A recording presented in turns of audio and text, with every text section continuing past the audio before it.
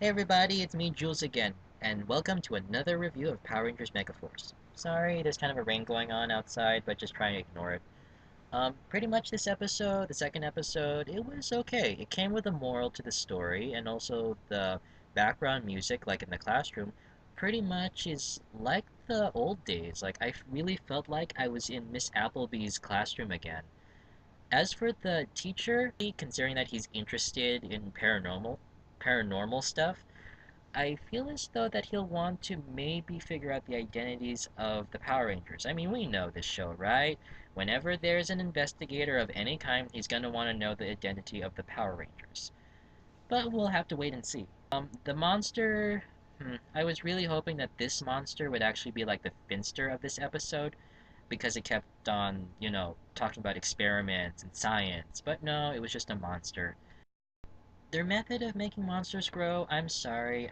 For when I think aliens of making a monster grow, I don't think mechanical bats. I think like a laser gun firing down from the sky and making the monster grow, just like Astronema's Satilasers. As for the Megazord itself, the Zords are pretty okay. The way the Zords come out is pretty much like how they did in Ninja Storm. However, didn't make sense. Do they appropriate the bodies from all of those things? From the train, from that submarine, from that tractor? Or are they actually the tractor, are, are they the tractor, the submarine, and the train in disguise? It didn't really make sense. However, the Megazord itself, it's okay. It's not great, but it's okay. I mean, unlike most Megazords, the legs are two separate Zords instead of just being one, kind of like the original Megazord. Um, Although the arms are the arms are also two separate Zords instead of the Pink Ranger Zord actually being the breastplate, and also the Red Ranger Zord. And also the Red Ranger's is Zord, the dragon one. It's cool and also obviously stays as the torso and head. However, its finishing move, I'm sorry, but the cards just seem very distracting. But it was a good fight all in all, them getting used to their Zords. It almost reminded me of the time when they were fighting the Machine Empire's Quadra Fighters and they were using the Zords to just swat them down like flies. If there was ever a moral to this episode, it's that, rely on your team. Never do things alone. That's the moral.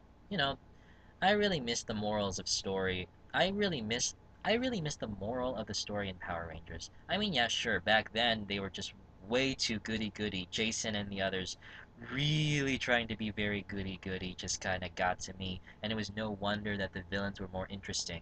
However, it's always good to have a moral to the story. As for the acting so far, it my only problem with this real problem with the episode is that the acting could be better. I mean, it's better than Samurai. However, the acting could be lifted up a bit. You know, I mean, maybe they'll correct that in the future, but we'll have to wait and see.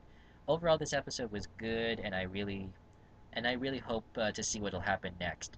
Maybe we'll get to see more into their characters, like how we did with Jay and Gia. And Jay is still pretty much trying to get Gia's attention. Okay, guys, that's all the input I have for this episode. Please comment, please subscribe, and I'll see you later.